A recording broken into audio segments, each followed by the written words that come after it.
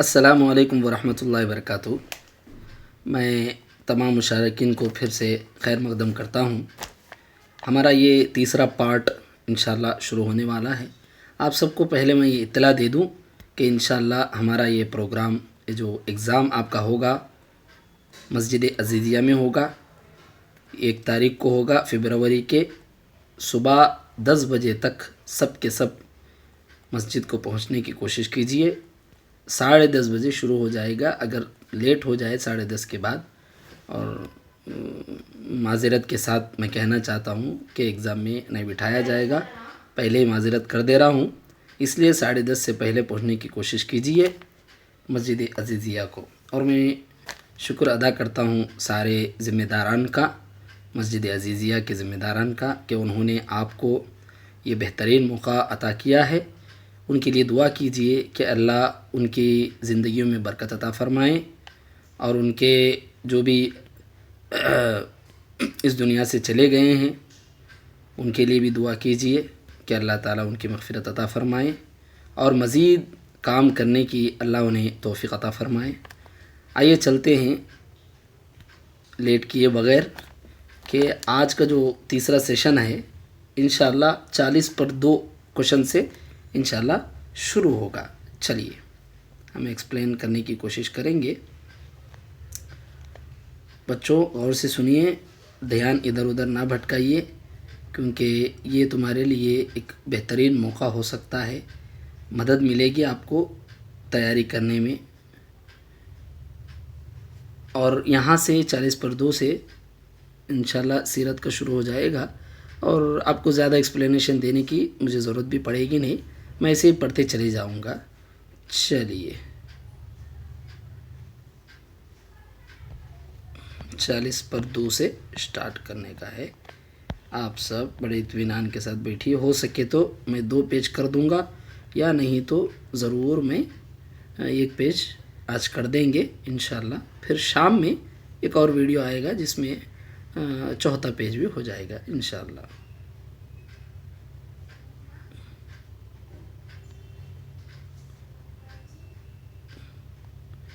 چلیے بسم اللہ، بڑا کر لیتا ہوں۔ سوال 40 پر 2، سوال کیا ہے؟ رسولوں پر ایمان کیا ہے؟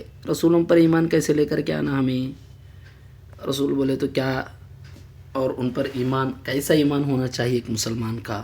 تو رسولوں پر ایمان کا مطلب یہ ہے کہ ہم تمام جو ہے اللہ کے بھیجے ہوئے تمام کمپلیٹ جتنے بھی 1,24,000 انبیاء ہے، تمام رسولوں پر یقین رکھنا۔ ہاں اللہ نے رسولوں کو بھیجا ہے جتنے بھی، اور جو 26 یا 25 قرآن مجید میں ذکر ہیں ان پر بھی، اور 1,24,000 جو انبیاء کا ذکر احادیث میں ہمیں ملتا ہے، ان تمام نبیوں پر بھی یقین رکھنا، ایمان رکھنا، ہاں واقعی اللہ نے انہیں بھیجا ہے۔ اب چلیے 40 پر 3، رسولوں اور نبی میں کیا فرق ہوتا ہے؟ آپ سنے رہیں گے رسول اللہ صلی اللہ علیہ وسلم، نبی کریم صلی اللہ علیہ وسلم، فرق کیا ہے دونوں میں؟ کچھ فرق ہم محسوس کرتے ہیں کیا؟ ہاں، جواب یہاں سے شروع ہوتا ہے۔ تو دیکھو،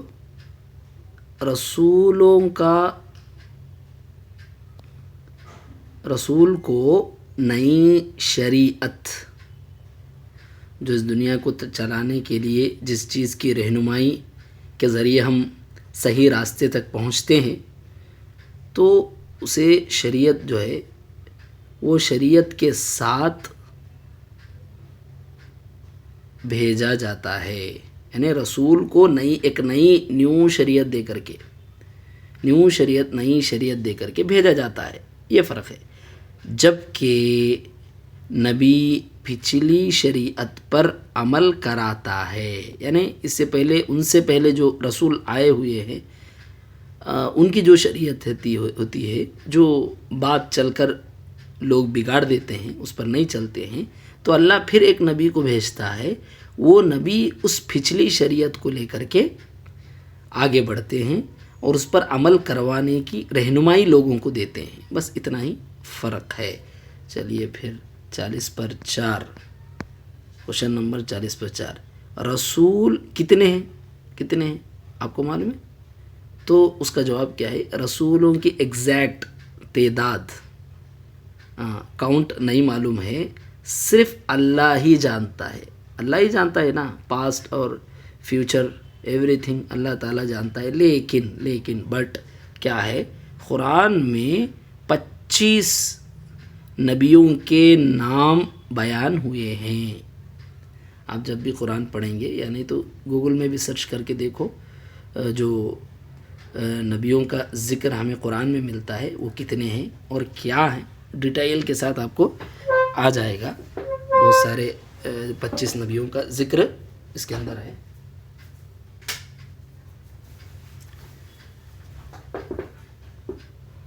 उसके बाद सवाल नंबर 25 40/5 सबसे पहले रसूल कौन थे?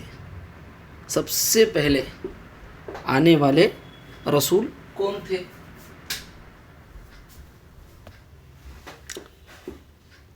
जवाब, सबसे पहले रसूल हज़रत नूह अलैहिस्सलाम। फिर से मैं आपको बताता हूँ, सबसे पहले नबी हज़रत नूह अलैहिस्सलाम थे रसूल। उसके बाद सबसे आखिरी रसूल जो एंड में आए और आखिरी ख़ातमुन नबिय्यीन है, सबसे आखिरी रसूल कौन है? सबसे आखिरी रसूल हज़रत मोहम्मद सल्लल्लाहु अलैहि वसल्लम। ये शॉर्ट फॉर्म है ताकि ज़्यादा पेपर कवर ना कर सके, इसलिए हम लोग क्या हैं SAW मतलब क्या है, सल्लल्लाहु अलैहि वसल्लम बोलना ज़रूरी है, अलैहि वसल्लम। अगर नबी करीम सल्लल्लाहु अलैहि वसल्लम का नाम सुने तो हमें क्या करना चाहिए? दरूद पढ़ लेना चाहिए। अल्लाहुम्मा सल्ली वसल्लिम व बारिक अला नबीना मोहम्मद, अल्लाहुम्मा सल्ली अला मोहम्मद व अला आलि मोहम्मद। तो आप दरूद पढ़ लीजिए। तो सवाल नंबर 47 आखिरत, हियर आफ्टर बोलते नहीं इंग्लिश में, आखिरत पर ईमान क्या है? आखिरत पर ईमान क्या है? जवाब, आखिरत पर ईमान का मतलब ये है कि हम सब जो है मौत के बाद की ज़िंदगी, मौत के इंसान मर जाता है, उसके बाद की ज़िंदगी जो है बाद की ज़िंदगी पर पूरा यकीन रखना। कुछ लोग क्या समझते हैं, मौत आ गई तो ख़त्म, उसके बाद क्या भी नहीं है। ये गलत है, ये अक़ीदा गलत है। सही अक़ीदा क्या है, मौत के बाद भी एक ज़िंदगी है जिसमें हिसाब व किताब होने वाला है, उस चीज़ पर यकीन रखना ये ज़रूरी है एक मुसलमान के लिए। उसका अक़ीदा ये होना चाहिए। उसके बाद 48 आखिरत के मराहिल बोले तो स्टेप्स, आखिरत के मराहिल कौन से हैं? तो सबसे पहली चीज़ ख़बर है, आदमी मरते उसको कहाँ दफन करते हैं? ख़बर में। फिर उसके बाद का मरहला हशर, जहाँ पर हिसाब व किताब होता है, हशर का मैदान है। फिर उसके बाद हिसाब है, हिसाब व किताब होता है।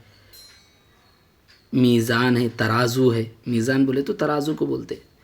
पुल सिरात पर से गुज़रना पड़ता है। उसके बाद फ़ैसला होता है जन्नत का और जहन्नम का। तो ये सारे मराहिल हैं, इससे एक इंसान को, हर इंसान को गुज़रना पड़ता है। क्या क्या चीज़ें? सबसे पहली चीज़ ख़बर है, उसके बाद ख़बर है, हशर है, हिसाब होगा, तराजू हमारे नाम अमाल तोले जाएंगे, पुल सिरात से गुज़रना पड़ेगा, जन्नत है और जहन्नम है। तो इन चीज़ों पर ईमान होना चाहिए और ये आखिरत के मराहिल हैं। उसके बाद जो है 49 ख़बर के बाद सबसे पहला मरहला क्या है? सबसे पहला इंसान ख़बर में जाते ही उसके बाद क्या होगा फौरी तौर पर? उसका जवाब क्या है? ख़बर के बाद सबसे पहला मरहला जो है हशर का होगा। ख़बर में सवालात होंगे, फिर उसको अगर वो अच्छा इंसान है तो उसके लिए खिड़कियाँ खोल दी जाएगी जन्नत की, उसके लिए वो सोता रहेगा दुल्हन की तरह बड़े आराम के साथ। ये सारी चीज़ें हैं ख़बर के बाद। लेकिन जो बड़े बड़े मराहिल हैं वो क्या हैं? قبر کے بعد سب سے پہلا مرحلہ جو ہوگا آخرت کا، قیامت واقع ہو جائے گی، اس کے بعد لوگوں کو، سارے لوگوں کو جمع کر دیا جائے گا. یہ حشر ہے، حشر کے میدان میں سب کو جمع ہونا پڑے گا. اس کے بعد قیامت کے دن حساب کیسے ہوگا آپ کو معلوم ہے، اللہ بہتر جانتا ہے، لیکن نبی کریم صلی اللہ علیہ وسلم کی زبان سے، احادیث سے ہمیں پتہ چلتا ہے کہ کیسے ہوگا وہ مرحلہ، کیسے ہوگا قیامت کے دن. قیامت کے دن جواب کیا ہے؟ قیامت کے دن ہر انسان کے اعمال، یہ اعمال ہیں، یہ اعمال کا انصاف کے ساتھ جو ہے حساب ہوگا. کسی پر ظلم نہیں ہوگا. ان اللہ لا یظلم مثقال ذرہ، ذرہ برابر بھی اللہ تعالیٰ کسی پر ظلم نہیں ہوگا. بڑے انصاف کے ساتھ وہاں ہوگا. آگے بڑھیے. اس کے بعد میزان کیا ہے؟ میں اس سے پہلے بتایا نہیں، ترازو کو بولتے، ترازو کو میزان بولتے. ترازو، میزان کیا ہے؟ اب عام طور پر دنیا میں اس کی مثال دیکھنا بولے تو اگر آپ کسی کرانے اسٹور پہ جاتے، وہاں پر کچھ دال وغیرہ خریدتے تو تول کر کے دیتے، نمبر آپ کو دکھتا، کے جی ہے، 500 گرام ہے، 1000 گرام ہے، تو کے جی ہے بول کے آپ کو سمجھ میں آتا ہے. تو ہمارے اعمال بھی ویسے تولے جائیں گے. تو میزان وہ ترازو ہے، بولا نہیں، ترازو وہ ترازو ہے جس میں نیک اور بد اعمال، ہمارے جو بھی عمل رہیں گے، نہیں اچھے بھی برے بھی، سب کے سب اعمال تولے جائیں گے، تولا جائے گا وہاں پر. اگر نیک اعمال اچھے ہیں، صالح ہیں، تو ہم جنت میں جائیں گے انشاءاللہ. دعا کرو بچوں، اللہ تعالی ہمیں جنت میں جگہ عطا فرمائے. پھر اس کے بعد اگر اعمال خراب ہو تو اللہ ہماری حفاظت عطا فرمائے، گناہوں سے بچنے کی اللہ ہمیں توفیق عطا فرمائے، تو جہنم میں جائیں گے. اللہم انا نعوذ بک من ان نشرک، اللہم انی اعوذ بک من النار، اللہم انی اعوذ بک من النار، اللہم انی اعوذ بک من النار. چلو دوسرا، اب اس سے پہلے پل صراط کا مرحلے کے بارے میں ہم نے سنا. اب پل صراط کیا ہے؟ پل صراط کیا ہے؟ پل صراط، پل بولتے نہیں، برج کو بولتے، وہی صراط بولے تو راستہ. پل صراط ایک پل ہے، یعنی ایک برج ہے جو جہنم پر ہوگی، جہنم کے اوپر رہے گی. یہ ایک برج جسے سب کو پار کرنا ہوگا، سب وہاں سے گزرنا پڑے گا. اعمال اچھے رہیں گے تو بجلی کی طرح گزر جائیں گے، کوئی گھوڑے کی طرح گزر جائے گا. بہرحال وہ گزرنے کیا رہے، الگ الگ مراحل احادیث میں بڑی تفصیل کے ساتھ ذکر ہے. ہمیں سمجھنا کیا ہے، پل صراط کیا ہے؟ پل صراط جہنم کے اوپر، جہنم پر ہوگا، جہنم کے اوپر ایک برج ہے جس سے ہر ایک کو گزرنا پڑے گا. اللہ تعالیٰ میں آسانی کے ساتھ گزارنے کی توفیق عطا فرمائے، گزارے آمین. جنت کیسی جگہ ہے؟ جنت کے بارے میں آپ نے سنا ہے کہ جنت اللہ تعالیٰ نے بنایا ہے اور بہت انعام ہے، بہت بڑا انعام ہے مسلمانوں کے لیے، مومنین کے لیے. اللہ تعالیٰ ہمیں جنت الفردوس میں جگہ عطا فرمائے. اللہم انا نسألک الجنہ. تو جنت کیسی جگہ ہے، یہ سوال ہے.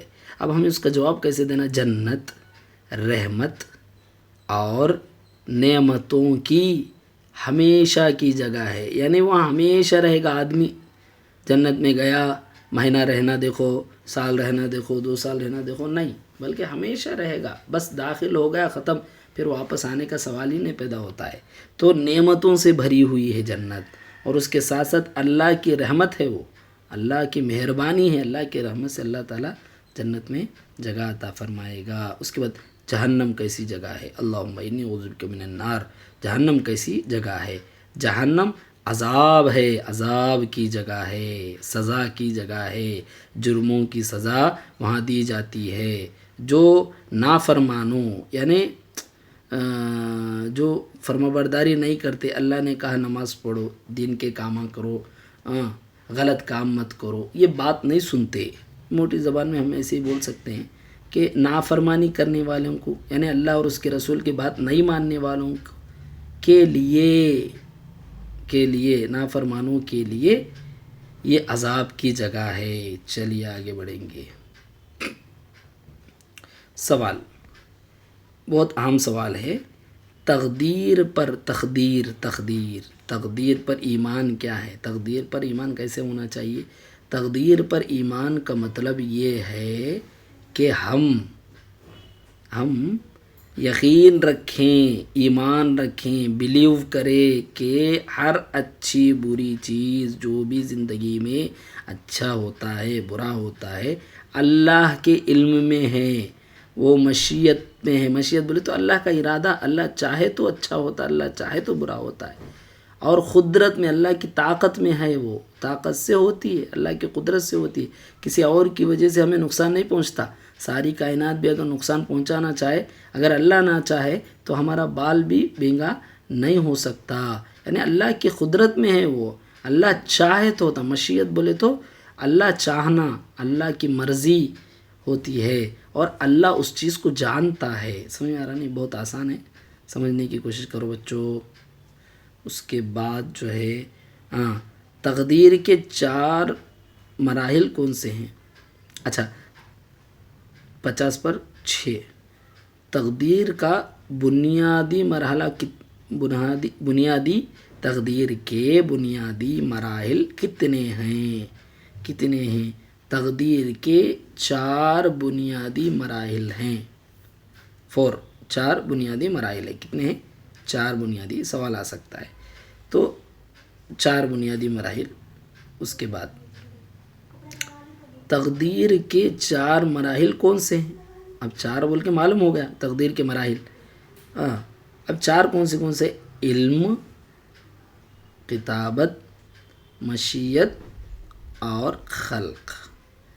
علم اللہ تعالیٰ جانتا ہے، کتابت ہے، اس کے بعد مشیت ہے، خلق ہے، یہ 4 چیزیں ہیں علم کے مراحل، تقدیر کے مراحل۔ اس کے بعد علم سے اب اس کے بعد ان چیزوں کے ڈیٹیل نیچے آتے ہیں، اس لیے میں ایکسپلینیشن آپ کو نہیں دیا، شاید آپ کو نہیں سمجھ میں آ رہیں گے 4 چیزیں۔ چلو دیکھتے ہیں علم سے کیا مراد ہے، اس سے ریلیٹڈ ہے علم۔ یہاں بولے نہیں ہمیں 4 مراحل، تو علم سے کیا مراد ہے؟ علم سے مراد یہ ہے کہ اللہ ہر چیز کو پہلے سے جانتا ہے۔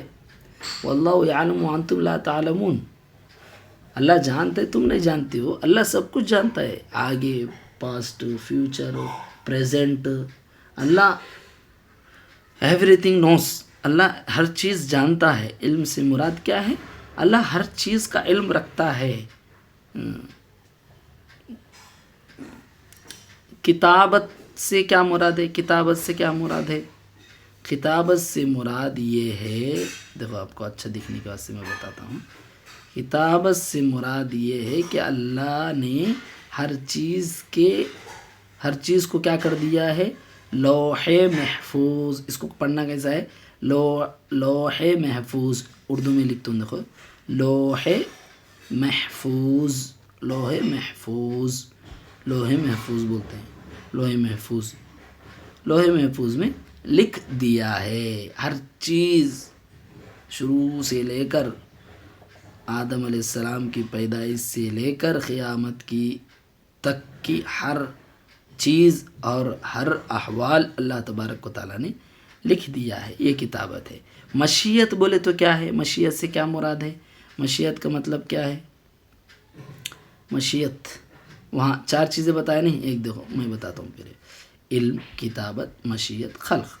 اب یہاں جو ہے مشیت کے بارے میں پوچھ رہے ہیں، یہی مشیت سے کیا مراد ہے؟ مشیت سے مراد یہ ہے کہ اللہ جو چاہتا ہے وہی ہوتا ہے، یاد رکھنا، کسی اور کے چاہنے سے کچھ نہیں ہوتا، اللہ جو چاہتا ہے وہی ہوتا ہے۔ سمجھ آ رہی بات؟ مشیت ہو گیا، یہ بھی ہو گیا، کتابت بھی سمجھ میں آ گیا، مشیت بھی سمجھ میں آ گیا۔ اب جو ہے علم کے بارے میں دیکھیں گے، مشیت، یہ 3 چیزیں ہو گئے، اب یہ باقی ہے۔ تو اس کے بعد خلق سے کیا مراد ہے؟ خلق یہاں ہے، دیکھو خلق، اس سے کیا مراد ہے؟ خلق سے مراد یہ سب تقدیر کے 4 مراحل ہے، یہاں دیکھو تقدیر کے 4 مراحل ہیں۔ تو خلق سے مراد یہ ہے کہ اللہ ہی ہر چیز کا پیدا کرنے والا ہے، کائنات کی ذری چیز، کائنات کی ہر چیز کو اسی نے پیدا کیا ہے. اللہ ہی مجھے بھی اللہ پیدا کیا, آپ کو بھی, آپ کے والدین کو بھی, سب کو بھی آپ کے گھر جو بھی چیزیں ہیں, جو بھی دنیا میں ہیں, کائنات میں ہر چیز, یہ کائنات, یہ ورلڈ, یہ ارتھ, جتنے بھی سیارچے ہیں, پلانٹس, سب اللہ تعالیٰ نے پیدا کیا ہے. تو یہ خلق ہے. تو تقدیر کے 4 مراحل, ان چیزوں پر عمل کرنا, علم, خطابت, مشیت, خلق. چلو آگے بڑھتے ہیں. اس کے بعد خلق ہو گیا. کیا انسان کو اختیار ہے؟ یہ بہت اہم سوال ہے, آپ کو سمجھ میں نہیں آئے گا, پھر بھی میں ایکسپلین کرنے کی کوشش کروں گا. کیا انسان کو اختیار ہے؟ اختیار بولے تو کیا انسان کچھ بھی کر سکتا کیا؟ نہیں, اللہ جیسے اس کو کرنا چاہے, اللہ جیسے چاہے ویسے ہوتا ہے, یعنی کچھ اختیار اس کو ملا ہے کیا؟ یا جیسے اللہ نے لکھ دیا ہے ویسے ہی ہو کر رہے گا؟ جیسے مثال کے طور پر سمجھیں گے, اگر کوئی آدمی راستے پہ جا رہا, گاڑی ایسے ویسے چلا کر کے نیچے گر گیا, اب انہیں کیا بولتا؟ یہ اللہ نے تقدیر میں گرنا لکھ دیا ہے اس لیے میں گرا. کوئی آدمی پیتا ہے, اللہ نے مجھے پینا تقدیر میں لکھ دیا ہے اس لیے میں شراب پیتا ہوں. یہ کہہ سکتے کیا ہر چیز جو تقدیر میں جو اللہ نے لکھا ہے ویسا ہی ہو رہا ہے کیا؟ کچھ اختیار بھی انسان کو ہے کیا؟ جی ہاں, انسان کو اختیار دیا گیا ہے. انسان کیا ہے؟ اپنے من سے کچھ بھی کر سکتا ہے, لیکن اللہ کے اختیار کے تحت, یعنی سمجھنے کی کوشش کرو. ایک سانپ کا جو پٹا بولتے اس کو تیلگو میں, جس میں سانپ رہتا ہے, اب آپ اس کے سامنے کھڑے ہیں, چاہے تو آپ ہاتھ ڈال سکتے ہیں, چاہے تو نہیں ڈال سکتے, آپ کے اختیار میں ہے کہ نہیں ہے. لیکن آپ ہاتھ ڈالیں گے نہیں ڈالیں گے وہ لوح محفوظ میں لکھا ہوا ہے. اب وہاں سے چلے گئے, یہ چیز آپ کا چلے جانا لوح محفوظ میں لکھا ہوا ہے, لیکن آپ کو اختیار بھی ہے کہ آپ ہاتھ ڈال بھی سکتے نہیں ڈال بھی سکتے. نہیں, آپ اللہ نہ کرے شرارت میں اگر ہاتھ ڈالے, کیا ہوگا؟ نقصان ہوگا, آپ کا جانی نقصان ہوگا. تو یہ چیز بھی لوح محفوظ میں لکھ کر رہے گی, یعنی آپ جو کریں گے آپ کی من سے بھی اگر آپ جو بھی کریں گے وہ چیز وہاں لکھی ہوئی ہوگی. یعنی انسان کو بھی تھوڑا اختیار دیا گیا ہے, اس چیز کو سمجھنا بے حد ضروری ہے. چلو اس کے بعد سوال, ارکان اسلام کیا ہے؟ ارکان اسلام کے جو ارکان ہیں, بنیاد ہے, پلرز آف اسلام, کتنے ہیں ارکان؟ کتنے ہیں ارکان اسلام؟ وہ بنیادی عمل ہیں جن پر اسلام کی بنیاد قائم ہے. سمجھو, وہ مثال کے طور پر تمہارا گھر ہے, اس کو کتنے پلرس رہتے؟ آپ کونوں میں دیکھ لیجئے 4 پلرس رہتے. اگر ایک پلر کو بھی ڈھا دیا جائے تو کیا گھر اپنی جگہ پر قائم رہے گا؟ نہیں, گرے گا. تو بنیاد مضبوط ہونی چاہیے. تو اللہ نے ان 5 چیزوں کو اسلام کی بنیاد بنایا ہے. اگر اس میں سے ایک میں بھی خطرہ آ جائے, نقصان ہو جائے, تو ایک پر بھی ہمارا ایمان خالص نہ ہو تو ہمارا جو اسلامی بنیاد ہے وہ ڈھا جائے گا. الحمدللہ. تو ارکان اسلام وہ بنیادی, ارکان اسلام کیا ہے بول کر سوال ہے. ارکان اسلام وہ بنیادی بیسک عمل ہے جن پر اسلام کی بنیاد قائم ہے. سمجھ آ رہا ہے؟ اس کے بعد 64 سوال, ارکان اسلام کتنے ہیں؟ اب ارکان اسلام سمجھ گیا آپ, ارکان اسلام بولے تو کیا ہے؟ ہاں, جواب, ارکان اسلام 5 ہے, 5 ہے. ہاں, آپ کو سوال پوچھا جائے کتنے ہیں, 4 ہے, 3 ہے, 2 ہے, 5 ہے, آپ 5 کو ٹک کرنا. یہ ٹک کرنے کا رہے گا, آپ کو لکھنے کی ضرورت نہیں ہے, بس آپ کو باکسز دیے جائیں گے, 4 آپشنز دیے جائیں گے, MCQ ملٹیپل کوشچنس. آپ کو کیا کرنا چاہیے؟ صرف ٹک کرنا, جو صحیح آنسر ہوگا آپ کو ٹک کرنا چاہیے. ارکان اسلام کا پہلا رکن کیا ہے؟ سب سے پہلا رکن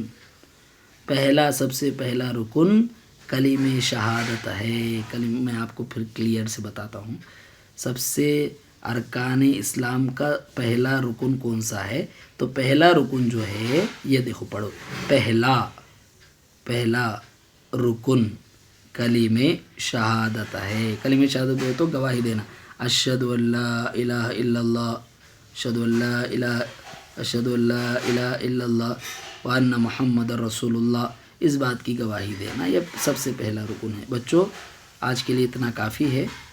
تیسرے ویڈیو کے لیے، تیسرے پارٹ کے لیے جو ہم نے کور کیا ہے الحمدللہ 42 سے لے کر 65 تک. انشاءاللہ اگلے ویڈیوز میں بقیہ 66 سے لے کر انشاءاللہ جتنے بھی سوالات ہوں گے دھیرے دھیرے کرتے رہیں، دھیرے دھیرے آپ تک ہمارے اس پیغام کو، اس مختصر تشریح کو پہنچانے کی کوشش کریں گے، تاکہ آپ کو ایگزام لکھنے میں مدد حاصل کرنے کے لیے ایک بہترین ذریعہ ہے.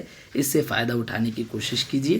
اللہ سے دعا کرتے ہیں کہ اللہ ہم سب کو دین کی توفیق نصیب عطا فرمائے، دین کی معلومات حاصل کرنے کی توفیق عطا فرمائے، ہمارے ایمان کو مضبوط کرنے کی توفیق عطا فرمائے. آمین آمین یا رب العالمین. وآخر دعوانا الحمدللہ رب العالمین. السلام علیکم ورحمۃ اللہ وبرکاتہ.